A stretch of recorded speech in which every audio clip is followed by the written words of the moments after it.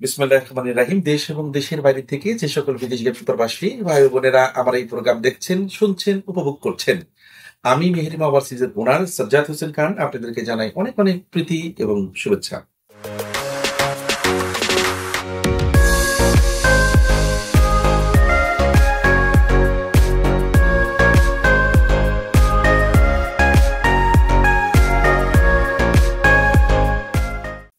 সময়ের সাথে আগামীর পথে আমি সবসময় থাকি আমার প্রিয় বিদেশগামী প্রবাসী ভাই বোনদের সাথে।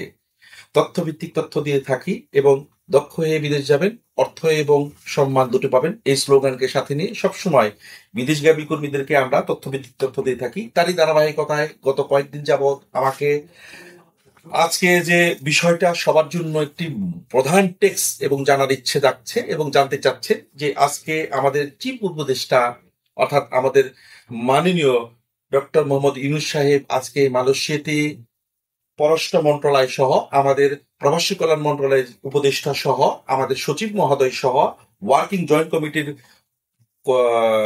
টিম সহ আজকে মালয়েশিয়ার জন্য আমাদের জন্য কি উপহার আনতে যাচ্ছেন। প্রিয় বিদেশগামী প্রবাসী, আমরা দীর্ঘদিন মালয়েশিয়া নিয়ে আপনাদেরকে আপডেট দিয়ে যাচ্ছি, তথ্যমূলক তথ্য দিয়ে যাচ্ছি, কিন্তু কখনোই আমি এই ব্লগে বলিনি যে কাল মালয়েশিয়া খুলে যাবে, পরশু মালয়েশিয়া খুলে যাবে, আজকে আমাদের প্রধান উপদেষ্টা মহোদয় গিয়ে মালয়েশিয়ার বাজার খুলে দেবে। বিষয়টি আসলে এরকম নয়।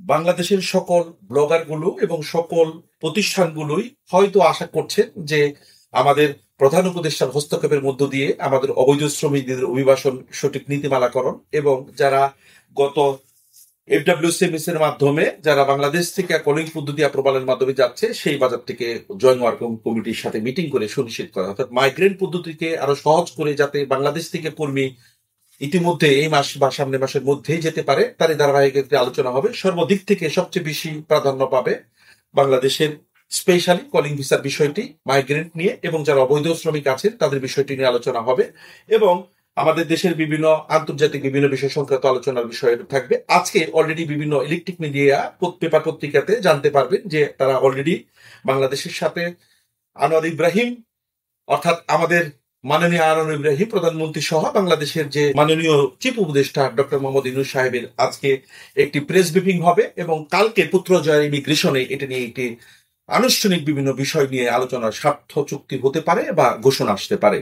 এর মধ্যে সবচেয়ে উল্লেখযোগ্য বিষয় আমরা সকলেই মূল ফোকাসটা দিচ্ছি কবে নাগাদ বাংলাদেশ থেকে কর্মীরা আমরা মালয়েশিয়ার বাজারে কলিং ভিসা যেতে পারবো। এটি খুবই সকলের যেমন জিজ্ঞাসা, সকলের যেমন চাওয়া, আমাদের এজেন্সি মালিকদেরও চাওয়া, অর্থাৎ নীতিমালাকে ঠিক রেখে এই মাসের মধ্যে হয়তো বৈঠকের সমস্ত কিছু সিদ্ধান্ত হলে আমি আশা করছি এই মাসেই মালয়েশিয়ার বাজারটি ওপেন হবে, কিন্তু নীতিমালা কার্যক্রম অ্যাপ্রুভাল গুলো হয়তো কলিং গুলো শুরু হবে সামনের মাস থেকে। এটা আগেও বলে এসেছি, একাধিক জয়েন্ট ওয়ার্কিং কমিটি বাংলাদেশ তথা মালয়েশিয়াতে মিটিং হয়েছে, কিন্তু প্রক্রিয়াগত কারণে বিভিন্ন অনেকে সিন্ডিকেটের ভাষায় বলেন অর্থাৎ FWCMS আইডি পাসওয়ার্ডের বিষয়গুলো বলেন, ইতিমধ্যে নেপাল, শ্রীলঙ্কা, ইন্ডিয়া, পাকিস্তান সহ সকল দেশের অ্যাপ্রুভাল প্রক্রিয়াটি চালু হয়েছে। শুধু আমরা বাংলাদেশ কিছু নীতিগত কারণে আমরা এই বাজারটি ওপেন করতে পারছি না, কারণ বিগত সরকার এটাকে মো সাইনিং মাধ্যমে অর্থাৎ পার্লামেন্টারি গভর্নমেন্ট ভাবে যেভাবে এটাকে নীতিমালা করে গেছেন সেটা চেঞ্জ করা সম্ভব নয়। রাস্তা খোলা আছে দুটি, হয় পূর্বের নীতিমালাকে মেনে, যেহেতু একটি সংসদীয় পার্লামেন্টের মাধ্যমে মো সাইনটি হয়, আপনাকে এই পদ্ধতির মাধ্যমে অগ্রসর হতে হবে। সেই নীতিমালা FWCMS এ 100 হতে পারে, 200 হতে পারে, সেখানে 20 জন হতে পারে। অর্থাৎ এটার পছন্দ তালিকার নামগুলো ডিপেন্ড করতেছে সম্পূর্ণ মালয়েশিয়ান গভর্নমেন্টের উপর।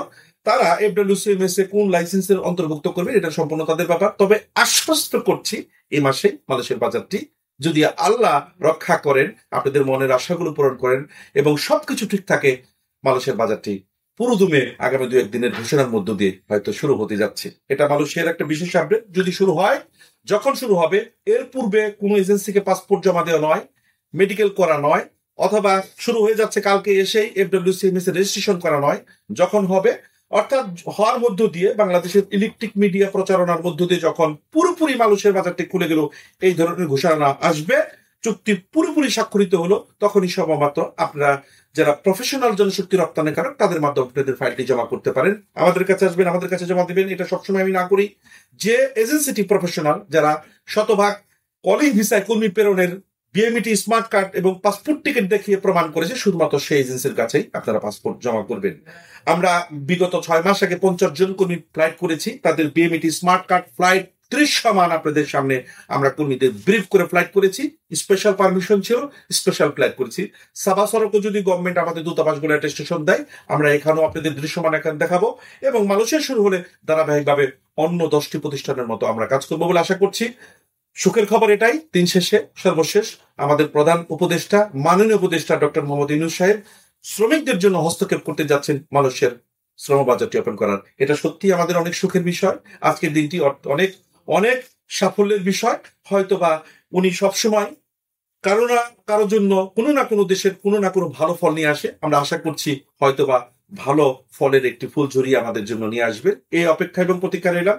তারই সাথে গত 7 দিন যাবত আমাকে ফোন করছেন সৌদির বাজার নিয়ে কেন আমি টেক্সট করছি না, সৌদির বাজার নিয়ে নতুন কোম্পানিগুলো নিয়ে কি কি কোম্পানি নিয়ে আমরা কর্মী ফ্ল্যাগ করছি কেন আপনাদেরকে জানাচ্ছি না। প্রিয় বিদেশগামী প্রবাসী, ইতিমধ্যে আপনারা জানেন যেহেতু আমরা মধ্যপ্রাচ্যের পাশাপাশি ইউরোপ নিয়েও কাজ করি, আমি ভীষণ ব্যস্ত ছিলাম, অর্থাৎ ম্যাসেডোনিয়া সার্বিয়ার বিষয়গুলো নিয়ে আমি ভীষণ ব্যস্ত। রাশিয়ার ইতিমধ্যে একটি গ্রুপের ফ্লাইট দেখাচ্ছি, আগামী সপ্তাহে আরেকটি গ্রুপের ফ্লাইট আমরা প্রতীয়মান দেখাবো, অপেক্ষায় থাকবেন, দেখতে থাকবেন। এর মধ্যে সৌদি আরবের বাজারটি নিয়ে তাকামুল সার্টিফিকেটের জটিলতার কারণে অনেক ভিসাই আমরা সঠিক সময় করতে পারি নাই, তবে ভিসা গত 1 সপ্তাহ 10 দিন যাবত আমাদের পুরোদমে দেওয়া শুরু করেছে। ইতিমধ্যে আমরা আবার এই আগামী সপ্তাহে সৌদি আরবে একটি বড় ফ্লাইট আছে, কর্মীরা কে কোন কাজে যাচ্ছে এটা দৃশ্যমান ভিডিও দেখাবো এবং আপডেট দিব। সেই সাথে কি কি সৌদি আরবের এখন কাজ আছে আমি আপনাদেরকে একটু ব্রিফ করছি। অর্থাৎ যারা সৌদি আরবে এই কাজগুলোতে যাওয়ার উপযোগী শুধু তারা আবেদন করবেন, অর্থাৎ যাদের বয়স 21 থেকে 30-এর মধ্যে, এসএসসি পর্যন্ত পড়াশোনা করেছেন, তারা আবেদন করবেন। Burger shop, pizza shop, Sharma house, restaurant সহ 1400 থেকে 1500 বেতনের মধ্যে।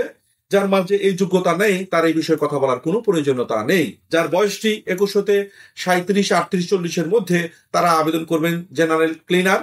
অর্থাৎ আমাদের কাছে এই মুহূর্তে আল জাওয়া, আবদাল, আইএফসি সহ E1 সহ আরো 4টি কোম্পানি জেনারেল ওয়ার্কার এবং ক্লিনার রয়েছেন। এবং যার মাধ্যম যে শুধুমাত্র ক্লিনার ইনসাইড যেতে চান, তিনি যে কোম্পানিগুলোর দৃশ্যমান নাম বললাম, যেগুলো 800 থেকে 1000 বেসিক স্যালারি, তারা এই কোম্পানিতে আবেদন করবেন। আপাতত গার্ডেনার নতুন কোনো কালা আমাদের কাছে স্ট্যান্ড বাই নাই, আসলে আমরা আপডেট দিব। যেটা বলো দিয়ে গার্ডেনারে আমরা গত 1 মাস আগে যেগুলো ফ্লাইট দেখিয়েছি, এই গার্ডেনারের নতুন কালা যদি তাকামূল জটিলতা না থাকে, আমরা আগামী সপ্তাহ 10 দিনের মধ্যে আবার নতুন কালা নামে আপনাদেরকে আপডেট দিব। এটাই ছিল আজকে তথ্যভিত্তিক তথ্য। এই তথ্যগুলোর জন্য প্রতিনিয়ত যারা তাকিয়ে থাকেন, অপেক্ষায় থাকেন, আমি চেষ্টা করি আমার সেই সকল প্রিয় বিদেশগামী প্রবাসী ভাইদেরকে তথ্যভিত্তিক তথ্য দিতে এবং তথ্যগুলো চেষ্টা করি অফিসিয়াল দিতে। ধন্যবাদ, সকলে ভালো থাকবেন, সুস্থ থাকবেন। আগামীতে অন্য কোনো দেশ, অন্য কোনো বিষয় নিয়ে হাজির হব আমার প্রিয় মুখ, আমার প্রিয় বিদেশগামী প্রবাসী ভাই বোনদের কাছে। ধন্যবাদ, ভালো থাকবেন।